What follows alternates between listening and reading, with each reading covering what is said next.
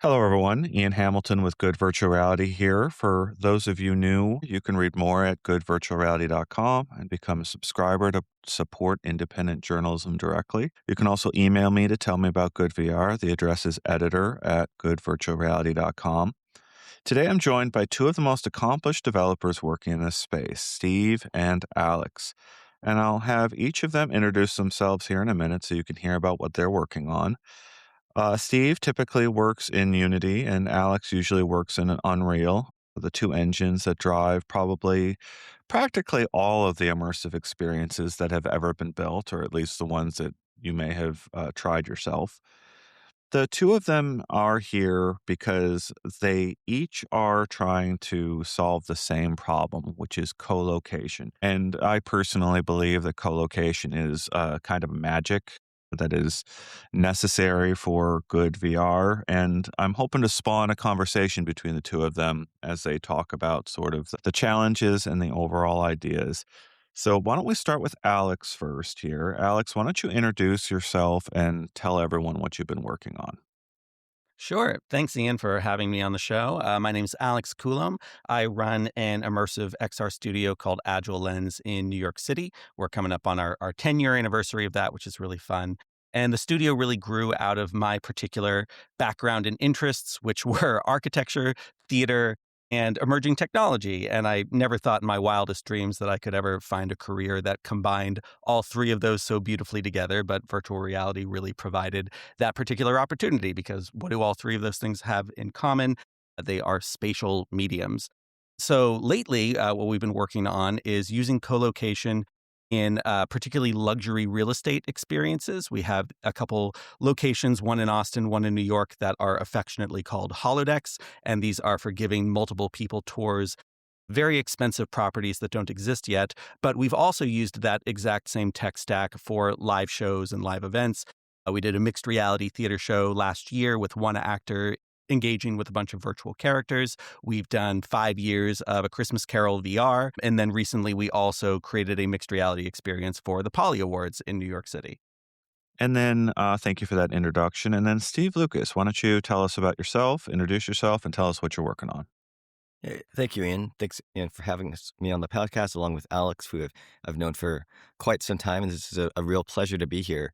So my name is Steve Lucas. I've been in the games or technology or XR industry for over 20 years, building mobile games back in 2002, all the way through iOS games and apps, and I entered into Qualcomm in 2010 and ended up making a product that was used by the Qualcomm Ventures team.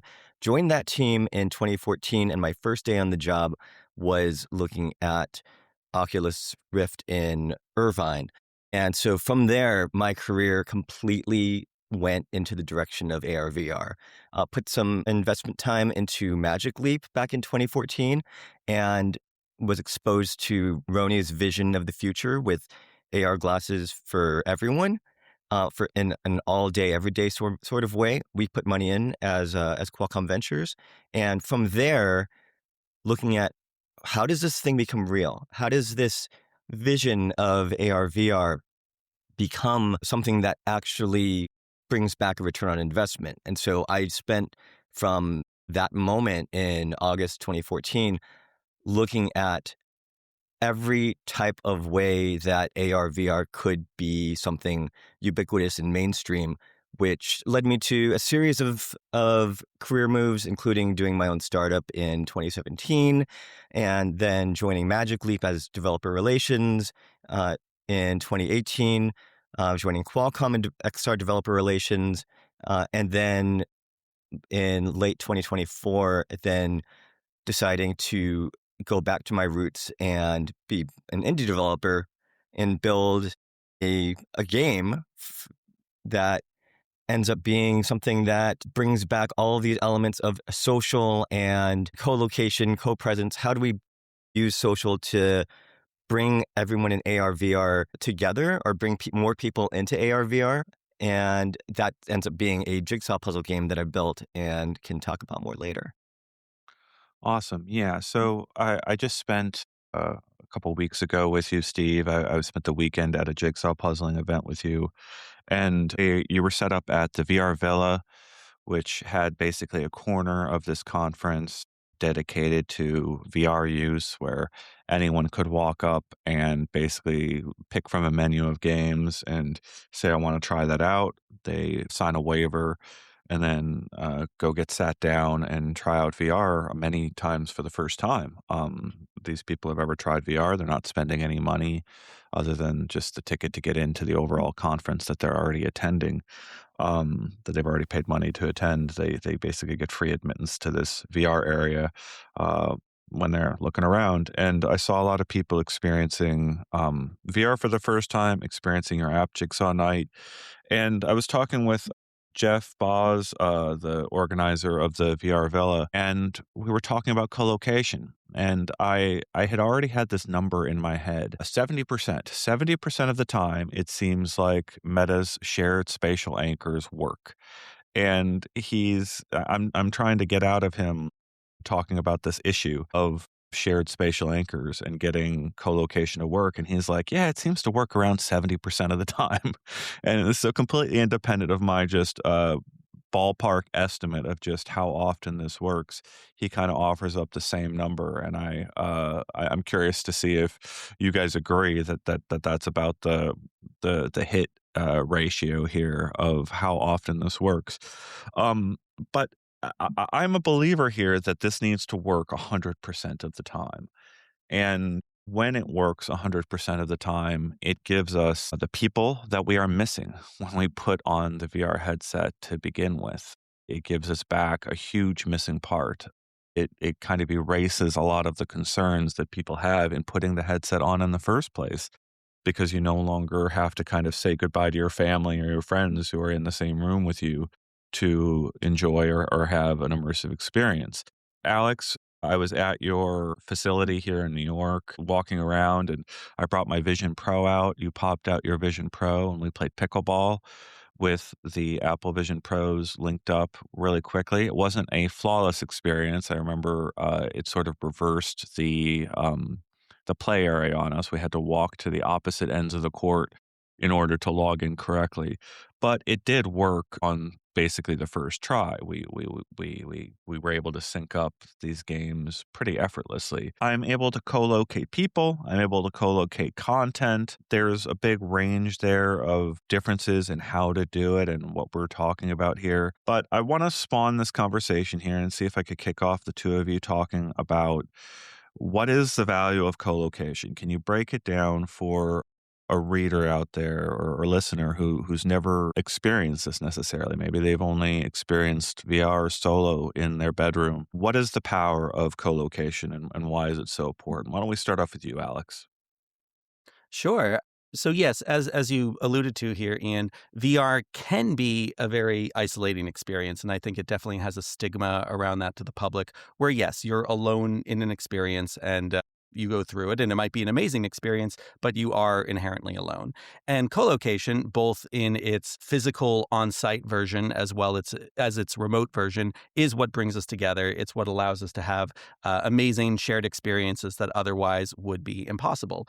So when we first started to do, let's just say, multiplayer inside VR, that was primarily for theatrical purposes, and that was really wonderful because a lot of the reason I started to build Agile Lens the way I did came from my time in 2008 studying abroad in London and having the opportunity to be very, very close to world-class performers across dance and opera and theater and every art form you could imagine, and realizing how powerful that was and wanting to use virtual reality to give people a similar shared experience of feeling like they were in very close proximity together to amazing world-class performers. Now, on the co-location side, that really started on the real estate end of what we do, and that came originally out of some very practical concerns. We have people walking around the same room together, and if they don't know in the virtual world where the other people are, they might bump into them. So just being able to nail down the coordinates of each other was key. From there, we also found it was very important to make sure that we knew the shape of the actual room so we could have an artificial guardian that would prevent people from bumping into walls. And then, kind of going back to the theatrical side of this, there was a lot of stagecraft where we wanted to make sure that we could have key bits of furniture appear in exactly the right place at the right moment. So when someone goes to sit down on a couch or a chair at a key moment in a real estate tour, that actual couch or chair will be there. But to me, it really comes down to, in both the virtual and on site forms, it's about eye contact. It's about that moment where you, as your avatar, or whatever your virtual representation is, you have that moment of kind of looking at each other and just acknowledging that, like, we're doing this together and we are having an experience that could not happen in quite the same way in the real world. And it's a magic moment. And no matter how many times I see people have that connection to each other, either on site or through a remote multiplayer experience, it's always magical. And that's one of the things that continues to drive us to build the experiences we do. And then, Steve, why don't you talk about colocation into Jigsaw Night? What has it added to the experience? And I noticed you've recently started working on the iPhone version, and I'm curious if adding a second device to sort of the quest-based core of the game, as well as enabling colocation across both of them, has been any kind of a revelation. It's been completely transformative to bring in another device into the ecosystem. So this is something that I've actually been exploring since about 2017 about crossing over the different platforms. What was noticed back in 2017 is that some of the different platforms had different advantages that each one held. Like HoloLens at the time had the advantage that you could still see the real world while you were in a mixed reality environment. The Vive at the time had 6-DoF movement with the controllers, so 6-DoF fidelity that the HoloLens didn't have. But then being in those environments was very isolating because those were still pretty much solo environments to be in. So when ARKit came around back in 2017, being able to bring that in to the same experience and synchronize the space allowed other people to pick up a phone or a tablet and be able to see what people inside the headsets were doing. And that was absolutely transformative back then, because until then, it'd been an experience. XR had been this experience that was very solo. And I said, it's like when you have a dream and you wake up out of a dream and you try to explain that dream to a family member or a partner, and they just don't get it because they weren't there. But what if you could dream together and they could see everything that you're seeing and you could talk about these shared memories? That's what colocation does. That's what even shared VR does. And bringing in another device that billions of people around the world have and being able to have them join an experience then suddenly reduces that barrier of being able to do these experiences together. And colocation, which is what we refer to as doing this in the same room with someone, and co-presence, which means being in a shared virtual environment with people remotely, then it's all about having these experiences together. And that's where VR and MR really shine. And so thinking about the affordances offered by the different platforms and how the phone has that accessibility with the touchscreen, but then loses some interaction fidelity with the hands and with the head movements, then these are all things to consider. Bringing other people into the experience is what colocation is all about. So I'm going to read you a quote from Andrew Icke. That's the head of Alchemy Labs. Talked to him recently for their new Sporlando dimension that's getting added to Dimensional Double Shift soon. And he said, "My ultimate vision of VR is co-present multiplayer, whatever you want to call it by default. It's not a metaverse. I think that's where we keep getting hung up is you push players the wrong way. You push them into a product. No, the operating system is co-present. So I can join you, Ian, in the default space. And then you go, hey, let's jump into Dimensional Double Shift. And you open Dimensional Double Shift and it knows that it's on my headset. And we go together into Dimensional Double Shift. And if I've ever made an avatar, it automatically takes the hyper realistic avatar and converts it. And I hit a button or two and boom, now we're in that experience together. And then we play that for a while. And then you go, hey, we should play Walkabout. And you open Walkabout together and we jump to the next experience. It is a shared platform. Stop trying to make a second place for me to make my games. Just make the operating system work co-present. So, guys, I've experienced a lot of bugs in both of your pieces of software. And I do not blame either of you for those bugs that I've experienced in that software. What I blame is the fact that the operating systems are not co-present by default. And so what I'm hoping to spawn here, what the conversation I'm hoping for you guys to have for this audience is to explain what you need as developers, what it feels like to bang your head up against this problem and what you hope to have to solve it. So can you either of you guys want to take this started off and begin really diving into, do you agree with Ike there and why don't we have it? Sure. I like Steve and I am going back and forth here a little bit, so I'll start here. I find that right now, Apple is the closest to having what Andrew's describing. And, I think the shared spatial experience system has gotten even better since Ian and I last tried pickleball together. I've done a number of experiences with my kids, and especially once you're already connected to a FaceTime call, or if you're just in the same room together on the same Wi-Fi, it has gotten very good as of 26.4, I think is the OS we're on right now, at just putting you into an experience together. And then once you're in experience together with your personas, or if you're in the same room just seeing the other person, once you're in that experience together, it is relatively straightforward to hop from one app to another. And if that app isn't a spatial app, it's a window, it's a movie, it's something like that, you generally can get that to work well. I have a little bit of trouble doing it with my kids because, of course, they're young and still getting used to the Apple Vision Pro controllers, or the whole UI there, but the fact that it can work relatively smoothly at all, and the fact that Apple is trying to build this into their ecosystem is really nice. The downside is you don't have a lot of control over it as a developer.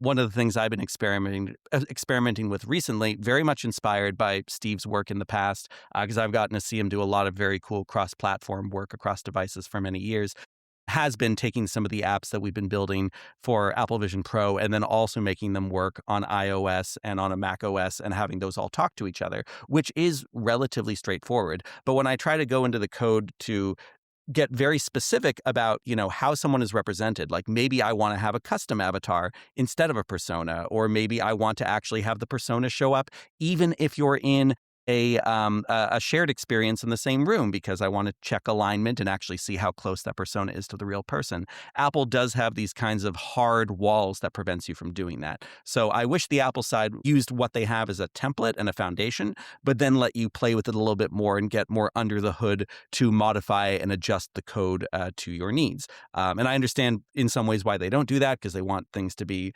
very structured and the same, and they want to have a unified system, but that would be nice. On the other side, we'll just call it the Android ecosystem of XR.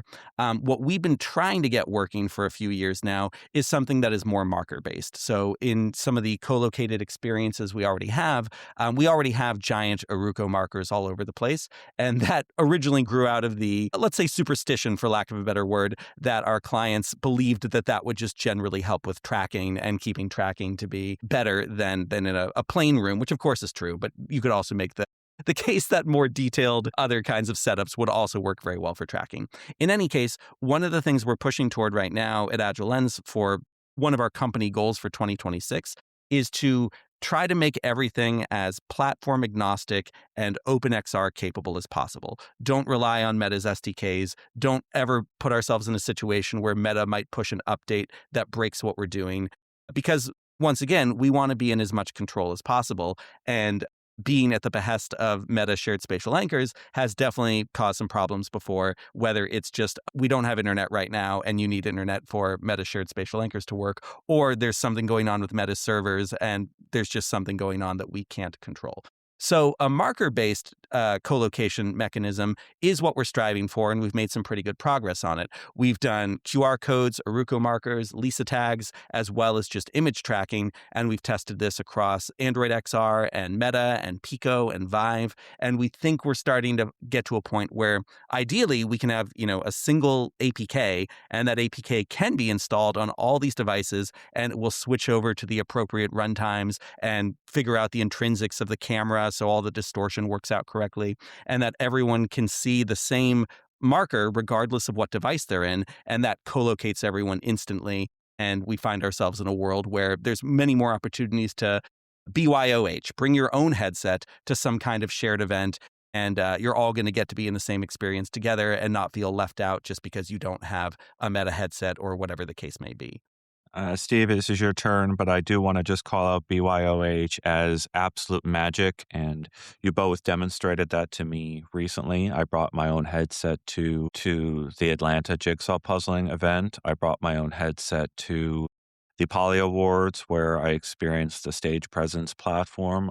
Nani de la Pena, one of the pioneers of immersive journalism, had an experience that you presented basically on stage right in front of all the physical content that's happening around me. I got to see that and throw confetti into the air, but it's what I've been begging for years here. It almost feels like when you've got to rent out, when the only option is to rent, you go to a bowling alley, right? And you have an option to rent bowling shoes and get a ball from the ball rack, or you can bring your own ball that is shiny and smooth and carefully cared for, and your own shoes that don't smell like someone else's feet. And we don't have that in virtual reality. We don't have that choice. You can only put on somebody else's device. And it's almost maddening that we have this barrier here, that disallows people from doing this type of experience. And so I see the VR Villa, and it's a really cool idea to see this neat event. But like, you should be able to have people in one section of that villa who are just local VR fans who have brought their own headsets and are able to experience something together. All right, Steve. Go back to my original question here that I prompted Alyx with here on sort of the problems here and what you need to make this successful. Right. Thank you. I want to say this right. I feel like everything we need actually pretty much exists today. And it's a bold statement. But at the Atlanta Jigsaw event, I saw 8 pods of co-located people, each in their own 2-person shared experience right next to each other, right? Adjacent to each other. Usually when you see a bunch of people doing VR in demo booths at a conference, then they're all doing their own thing, or they're grouped together doing a single thing together. But here we had 8 individual pods of pairs of people competing in this tournament. And when we talk about anchoring being only 70% working, right? Like that, I think I can get that to 100. And that 70%, what I've found, because we looked at 24 headsets or 27 headsets, including mine last week. And what I found is that it's not that the anchors are sometimes reliable and sometimes they're not. It's that some headsets have anchoring issues based on the hardware, based on the firmware, based on I don't know what. It's something that's an unknown quantity at this time. But if you take those headsets out of the equation, or you only use those headsets in a way that they will read but not write, so they won't broadcast an anchor, but they can read other anchors. There's a formula here, but you can weed out the headsets that are having problems, and then everything should work as far as the anchoring goes. And that's a thesis I'm very happy to test, and I believe I've got that locked down solid. So outside of that, the 2 things I'd say would be really helpful would be the meta avatars, which I know meta avatars 2.0 are not being further developed, but if they were, I would want that available on mobile devices, or at least cross-platform, so that I could come in from a phone and be able to see meta avatars. If you notice that they seem like they're available on Horizon Worlds on mobile, that, from what I understand, is being streamed. So that's not actually rendered on device. And so those libraries aren't there. So right now we do support Meta Avatars 2.0 on the Quest ecosystem for Jigsaw Night, but if you come in from a mobile phone, you won't see an avatar. So our solution there is either go third party with one of the other SDKs like Genie's SDK, or just have no avatars at this time. And the second thing is similarly having spatial anchors work on mobile. It's something that Azure spatial anchors did with Microsoft. It's something that Magic Leap was exploring, but we haven't seen that on the Quest, where the spatial anchoring system works from a mobile phone.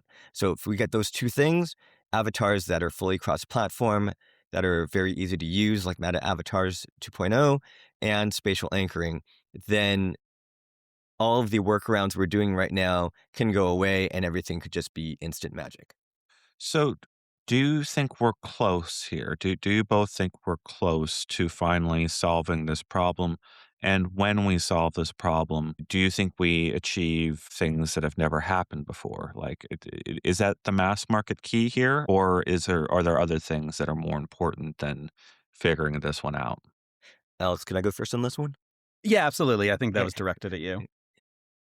I think we just need more people to want to solve this problem. This co-location effort is something that I've been exploring since 2017, and I've watched Alyx do it too. I haven't seen that many p- uh, companies pushing for it, uh, and so when you look at co-location, what that means is that we're looking at leveraging the people in our surroundings to provide us with that activity and entertainment. I mean, humans have been doing this since the dawn of time. You grab a piece of paper, you get a pen, you got tic-tac-toe. You don't need much more than people. And people play games like Mafia or uh, Imposters, right? It's just people talking. You don't need rich environments. You don't need digital content. You just need to bring people together. What mixed reality does is that it gives us a canvas to work from, where we can start with something as basic as a set of playing cards, or what I'm doing is a jigsaw puzzle, something basic that lets us engage with each other. But the industry is chasing bigger, flashier, and more spectacle.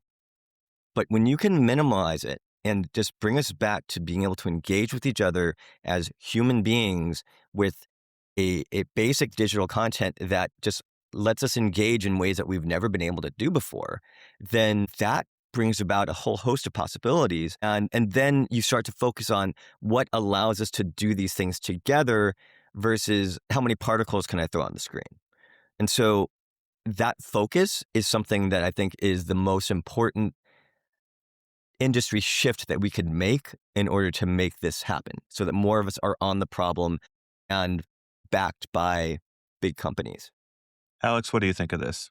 I think there's definitely a lot of truth to what Steve is saying. I do actually want to go back a little bit to what he was saying about getting to a 100% success rate with shared spatial anchors, because I do agree that that would be wonderful and would make a lot of headway toward having this vision of co-location and all the amazing things it enables work well.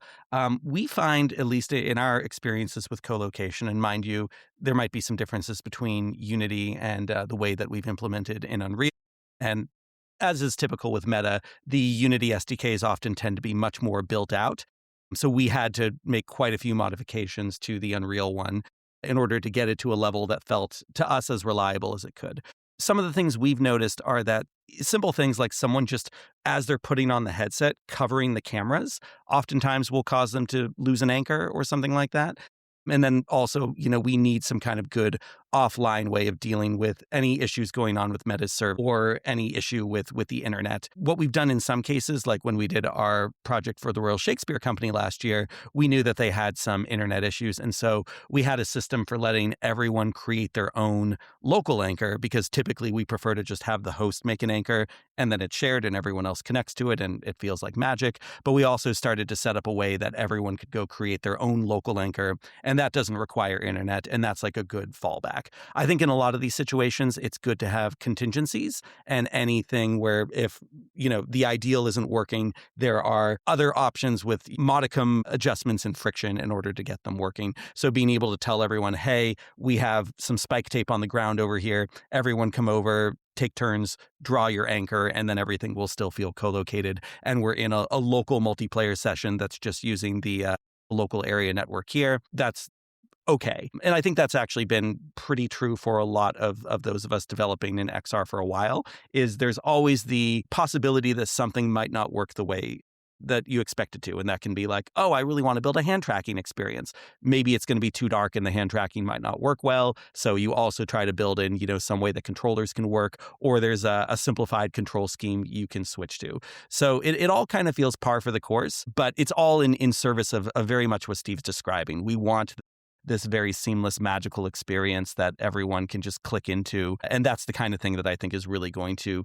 get more people excited about the possibilities of VR and MR and bring them into this community that the three of us have already been in so long and love so very much. You talked a little bit there, Alex, about the differences between Unity and Unreal, and those are the engines that the vast majority of people use. There are others out there. There's certain people out there like Guy Godin at Virtual Desktop who's just coding directly into the window, free of an engine. Then there's the other one that's open source. Its name, Godot. Godot is out there building up its own passionate user base. And there's all this tooling it takes sometimes years to become proficient at. But like in your case, Alex, talking about Unreal, I'm thinking of Polyarc comes to mind. I think they released a fork of Unreal recently that helped you out significantly. And then within a week or so of releasing that to you guys, they announced significant layoffs. And it reminds me of Tilt Brush and what happened with Tilt Brush. This idea that uh, the devs there open sourced Tilt Brush basically as Google shut down the project, and they called it immortality. This isn't the end. This is immortality. I just had Ashley Pinnock on the podcast here recounting her sort of view of that whole segment of VR history. But the reason I'm sort of bringing up these two very disparate times in the VR market is there's this sense amongst devs of it's dangerous to go alone, take this. There's devs handing off tooling to one another in both private ways and very public ways to help one another accomplish this. Are there any tools you can each point to right now, or tools that you want to see that can help people on this journey? Go ahead, Steve, if anything comes to mind there. I actually need to think about that for a second. Yeah, I can't think of anything that isn't largely industry standard. So is this an Well, area, if there isn't anything that comes to mind, what holes need to be filled here? What tools should exist so that this is easier for people? Well, and this might be a little bit broader. The promise of OpenXR, I think, still hasn't fully been realized. So this isn't so much as a tool as more as like a please make this thing that we all thought this would be actually become a reality. Because we have these OpenXR standards for things like spatial anchors and marker tracking. And in a perfect world, it would be one kind of setup, and then it works equally on all these different headsets. But the truth is that every headset still has its own peculiarities. And, a lot of these the runtimes and plugins do not coexist well with each other. I cannot package at the moment an Unreal Engine project that has both our Android XR plugin that we co-created with Alchemy Labs, as well as the Meta XR plugin, without having them both give each other headaches. And so ideally, I wouldn't need to have either of them on, and I could just have everything be running off a standard OpenXR plugin, and all the features that we need would work. But right now, you do still need, in many cases, these third-party vendor plugins in order to really take advantage of the different headsets. So I don't know if it'd be a tool, but I really wish that we could simplify and streamline what that kind of cross-platform development pipeline looks like. So answering the question a little bit differently, with OpenXR, I'm really glad Alex brought that up, because the industry is moving towards OpenXR, and it's great. At the same time, standards and innovation kind of clash with each other. If you want innovation, you're going to build something that other platforms may not have, and then that's your differentiator as a platform. But then you're going to want to make that standard through OpenXR, but then OpenXR standards group has to agree to it. It needs to be something that's available on other platforms. So then you get this lowest common denominator effect, where if you're building to the standards, you may not have access to certain features that are available on these platforms that make them so special. So one example I just came across recently was looking at the hand tracking from Apple's AR kit. I believe, and Alice can correct me if I'm wrong here, I believe that there is the ability to do hand tracking in mobile AR kit with the phone observing your hand, which is really nice if you want to have an experience where you're holding the phone up and then using your hand to grab things. But that doesn't appear to be exposed in AR Foundation, which is a standard that lets you use ARKit or AR Core from Google through one interface in Unity. So there's one example of something that's standard, like using AR Foundation. Then you don't need to know AR Core. You don't need to know AR Kit. You just know AR Foundation, but then you don't need access to some of these lower layer features unless they get exposed.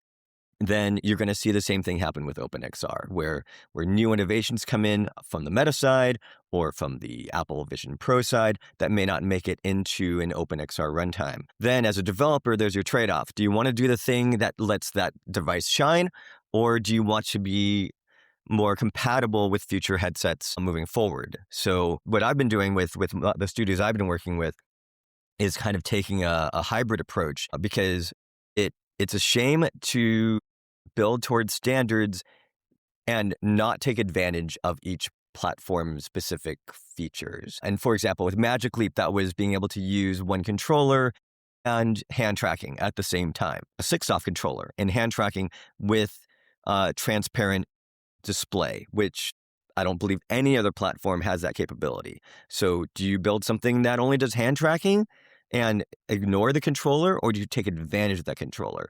And so we have this base layer of interaction, and think about the world as having all of these affordances and capabilities that you want to be able to tap into from any device. Then seeing like a phone has a touch screen with a lot of fidelity and a full set of pixels to be able to use as a custom display. How do we use that to tap into the same world that I'm tapping into? Using hand tracking on another device, using controllers on another device, coming out of 3DOF, and just really spending time with how to be able to maximize the interactions per platform while still creating a base layer that makes it easy to port to another device as new platforms spin up. All right, so I think we've moved through this conversation really fast. I imagine our readers are really enjoying this. Our listeners are really enjoying this conversation. This really deep dive that you're each giving. So I'm thinking of two questions here as I'm sort of trying to head toward the end of this conversation here. And one is going to be a yes/no question that's going to be really easy, but I'll give you the more thoughtful question that I want you to answer or think through after I ask you the yes, no question. So that question is, can you think of your favorite moment of presence in a headset? Can you describe it and share that with our listeners here? Your sort of single most memorable favorite moment that you've had in a headset. And then first the yes, no question. So the yes, no question to Alyx, and then I'll come to you, Steve. Is this the most important problem? Is colocation the most important problem to solve for mass market VR, XR? Cool. I'm not sure which order would be best to answer these in. I think on the OS side, I'd say yes. I think this is the most important thing to solve to make this seamless and clean. I think if we're talking about XR in general, there's still, the same raging debates as have been around for a while about comfort and weight and battery life and all that kind of stuff. And even just the general content, we want to make sure that the content exists that's actually going to attract people to the devices, which I would argue is already there. I still know plenty of people who are like, I've never been impressed by anything I saw in VR enough to keep me coming back. So that's a whole other debate for, another podcast. The moment that came to mind to answer your other question, Ian, for me, and this is very, very personal for me, there's two that come to mind, actually. First, I'll give the one that's very Agile Lens specific and one that's I think more people can relate to. Using Tilt Brush for the first time, that felt magical to me. It felt like a cognitive step up from what I had already experienced with drawing before. And, I had a Wacom tablet and, understood how to draw in Photoshop. And that felt like really cool the first time I did it. But to suddenly spatially be able to draw in space was incredible. And then I could piggyback into saying, and then trying Steve's app, which allowed that to be multiplayer and cross-device, and we did stuff in Magic Leap and iOS at the same time. That was really, really cool. That was amazing, especially coming from an architecture perspective, because I had seen so many architects try to express ideas through flat drawings and try to give people a sense of what a spatial experience was going to be through a flat drawing. And all the moments I had in the subsequent years after Tiltbrush came out to put architects in a headset and say, do a napkin sketch, but do it spatially now. And then we can put other people in the headset so they can walk around your sketch and they're actually going to have some idea of this space is really tight and then this space opens up into something really big. That was really magical. And then very briefly from the Agile Lens side, the first moment that really felt amazing and gave me goosebumps and was a real wow moment was the first year we did Christmas Carol, where we had a very, very robust version of the experience running on RTX A6000s in the cloud. Everyone needed to use NVIDIA Cloud XR in order to access the experience. But we had our lead actor, Ari Tar, using live link face, so very robust facial capture from his phone, as well as an Xsense mocap suit. And the first time we had a live show where I was able to get very, very, very close to Ari's face and see all the little nuances of how he was performing as Scrooge and Dickens as he bounced between the characters, that gave me goosebumps because it was the first time I had something that felt like it was approaching that experience that I already referenced in 2008 in London. So that continues to be something that we chase. And we want to bring that kind of moment of a live performance, especially a co-located one, to as many people as possible. Yeah, I'm struggling with the question of yes or no on is co-location the most important thing, because my heart says yes, and I also identify several other things that need to be solved and addressed. So I'll say yes because it's so important, with an asterisk that there are layers to this answer that we can go into another time on what industry shifts need to happen in order to make that important. Give it to us now. Go ahead, Yeah. Steve. You've got the space. You've got the floor. There's only so much we can do, and I know Alyx is doing an incredible amount with the work he has with, I don't want to get the names wrong, but all of that, the immersive theater that he's doing, and I was able to see some of that back in Florida a couple years back, and just watching what Alyx is doing with all of his experiments in Unreal Engine and colocation, the architecture. Then he's applying so many new areas and approaches to XR that are not, I feel, are underexplored. And I feel like if Alyx wasn't doing those things, I don't think we'd be hearing about them from anybody else. And it's one of those things where Alyx has a vision. Alyx has a vision, and he's executing that vision. And I'm not seeing that level of confident, here is a vision that I see XR to be, and we are going to build towards that vision, and I want to share that vision with the world. I see that from Alyx. I don't see that right now in any of the platforms. I don't see Tim Cook standing up and saying it, and I don't see others from that are in charge of these platforms. And of course, they're in charge of many things besides XR. So I understand why that is, but to be able to have a figurehead that comes up and says, everyone, this is the path. This is the absolute path. Not our research says that this is the path, but this is the path that I foresee because I have been in this headset. I've spent time with people. I see where this can go. This is the world I want to happen, and then executes. That is the most important thing we need in this industry right now. And outside of Alyx, I'm not seeing that from that many leaders. And Alyx isn't in charge of a big hardware platform, unfortunately. I wish he was. But that how we get this industry moving. You have to lead from the top, and you have and to say, well, we hope things will go in a certain direction. We hope things will pick up. Hope's not enough. We need a direction, and we need a strong leader to step up and say, XR, here's what we're doing with it. Here's where we want people to go. Here's what we've seen is completely magical and transformative. Here's why people want to get in. Here's why this is better than screen time. right? This is why embodied play is better than screen time. And that conversation is one that felt like it was happening back in about a decade ago.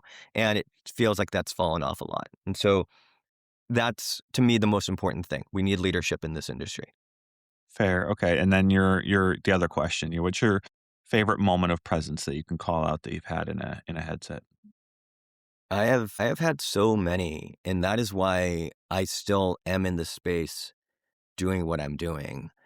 And as I can point to, our HoloLens Hackathon 2017 is when I first was able to build a co-located experience with HoloLenses. And I was trying to use the shared spatial anchors that failed, but I was able to do it manually in a manner very similar to what Alyx was saying. Make your own spatial anchor.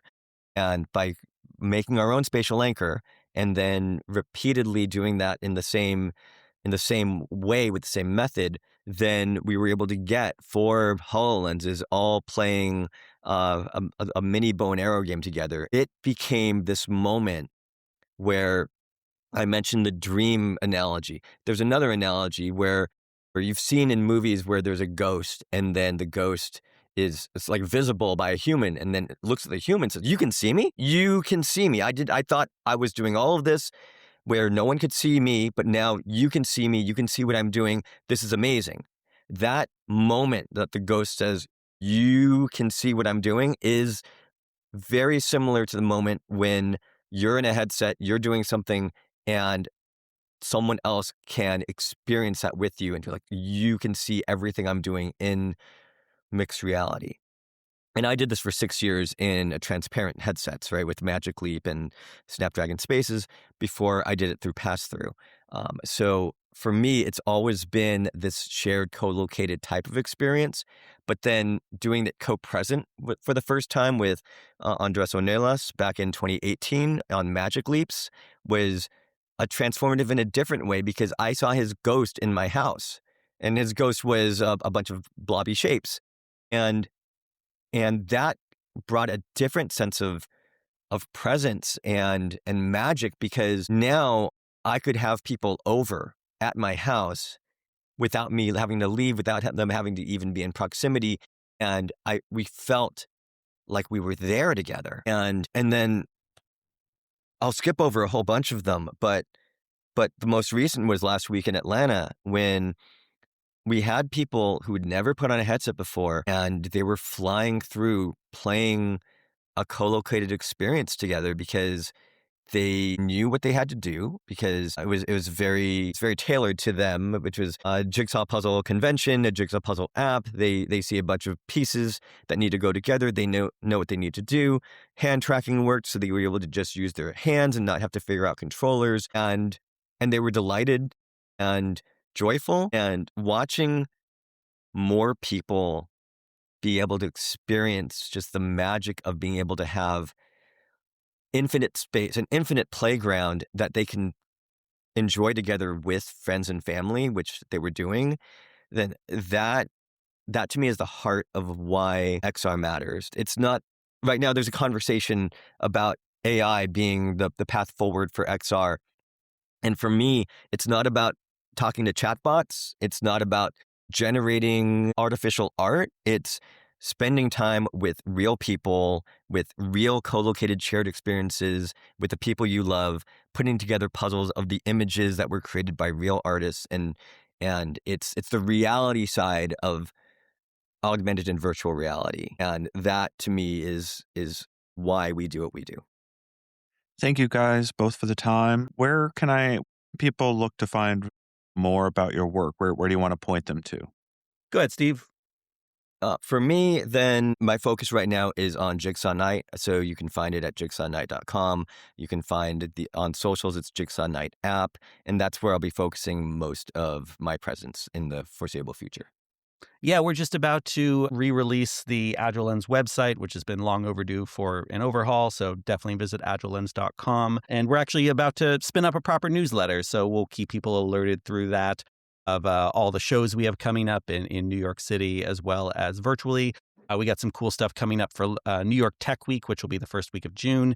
And then just very briefly for travel, I'm speaking at Harvard XR this upcoming Saturday, and then I'll be leading a spatial storytelling track at FMX in Germany in a month, and then the week after that, I'll be speaking at Next Build in London, which is like an architecture construction conference that does a lot of cool stuff with emerging tech. And then hopefully I'll be out at SIGGRAPH in LA as well coming up. So hope to see people there. This is a lovely community, and it always thrills me to speak to other people here, especially Ian and Steve, who all share this passion for the potential of what we can do with this medium. Thank you both for the time. That was Alyx and Steve, two people that are working on co-location, co-presence in VR, AR, XR, all the headsets out there trying to get you digital content in the same spot so that you can share the same experience. Thank you so much for the time, and we'll see you in the future.